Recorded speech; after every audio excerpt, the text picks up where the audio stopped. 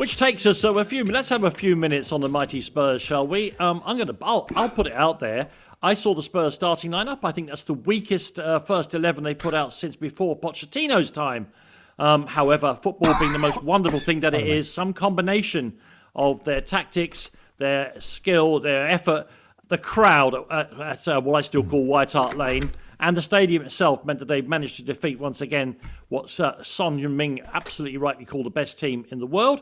Let me just get back. The headlines were interesting because I think most people, Shaun, had to do a match report and then a Harry Kane report. Let me give you some of the headlines from today's papers, in which everybody kind of turns the story into not Spurs' victory, but the imminent departure, if that's what it is, of the England captain. Who needs Harry? We do. In light blue lettering in the Daily Mirror. They put up, they did a colour joke. Thank you very much indeed. No Harry, no worry was the Daily Express. Henry Winter in the Times for Manchester City desperately need Harry Kane to put a finish to all their finesse. Oliver Brown in the Telegraph. Spurs fans' ire for Harry Kane shows transformation from hero to has-been can happen in a heartbeat. Shaun, obviously, it was.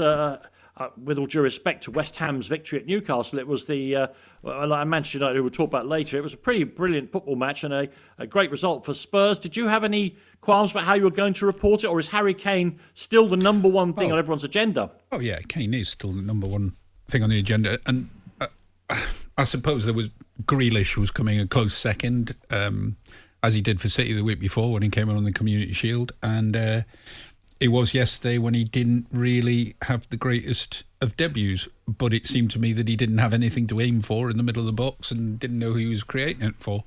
So it stands out a mile that they need a top striker down the middle there. Yet you do laugh when the commentator's informing you that the team is worth 580 million and the bench is worth 330 million, and you think it's 900 million quid here, and they're still saying they're a bit short. They just had a man who does what the most important thing is, put the goals in, which will take that squad to over £1 billion, then they'll be all right.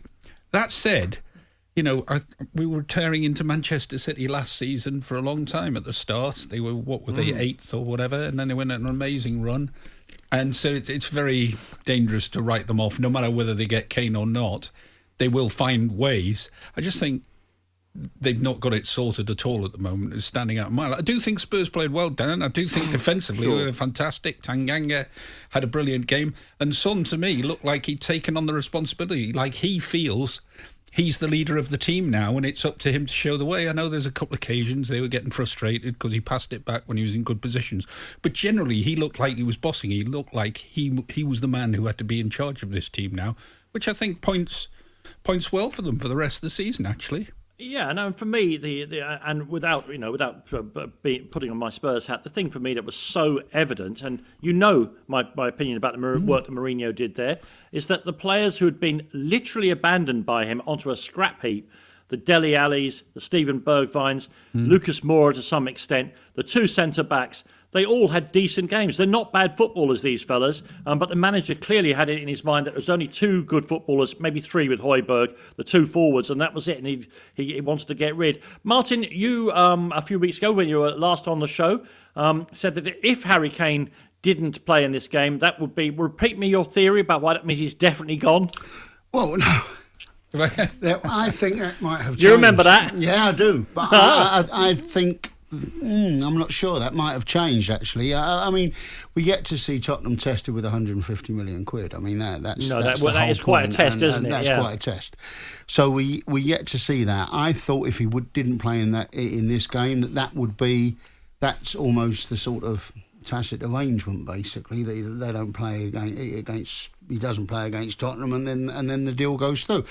I'm not sure now because I don't think Man City are paying 150 million. Now maybe yesterday will persuade them otherwise because they certainly need him. But the other rumour that's been doing the rounds in the last week is the one that says if he doesn't go this summer, he never goes. Because next summer is Haaland, possibly Mbappe on a free transfer. and he's the third cab off the rank. So that if Tottenham keep him this time, he might even sign an extension of the contract and sign the final contract that is right. That's it. Tottenham, a 7-year deal. Club. Well, yeah, but that sort of thing. That's sort of that. Right. This is now me at Tottenham for the rest of it, and I will get my jollies from being a one club man. And the interesting thing is, I did also say this on the show the last time. You don't know that just because Nuno is the manager, Tottenham can't come again. You know, what he did to them yesterday was they were fitter, they were better organised, they worked harder without the ball. Now, if you introduce all of that to Tottenham, as you say, they haven't got bad players. They certainly haven't got a bad team once Harry Kane is back in there. Now, whether it's enough to get them in front of Manchester United this season, who I think look very strong, Chelsea this season, who look very strong, Liverpool are going to be very strong. There are 3 or 4 teams that are very, very good, and that's before, you know, we're looking at Manchester City as this flawed entity. Well, it didn't look too flawed, you know, a few months ago. So they can come again as well. But Tottenham could potentially be in the mix with, you know, if they marry those qualities, those very, very good qualities, to what they've already got there. Particularly if that includes Harry Kane. I also wouldn't read too much. Let's just say he plays in this European Conference League qualifier on Thursday away in somewhere in some. At least he's in the squad, unlike Ndombele. He is, yeah. I wouldn't read too much into it if he plays on Thursday, because I think that's a free pass for him. It's a chance to get match fit. It's away without any of the Spurs fans there. He won't be cup-tied if he plays in it. So it's a free game for him to just go. I don't think that influences whether he's staying or whether he's going. It's the next one, next Sunday, which is the key. Let me ask you about that, though, Shaun. As a fan, and of course I want Harry Kane to stay, I'm completely emotional about it. I don't care about the finances. That's somebody else's job. My job is to care about the Spurs team. And it's this. If they're really thinking they're going to get 150 million at Manchester City in sometime in the next 14 days, mind you, would they really risk someone with ankles like his in a game in Portugal?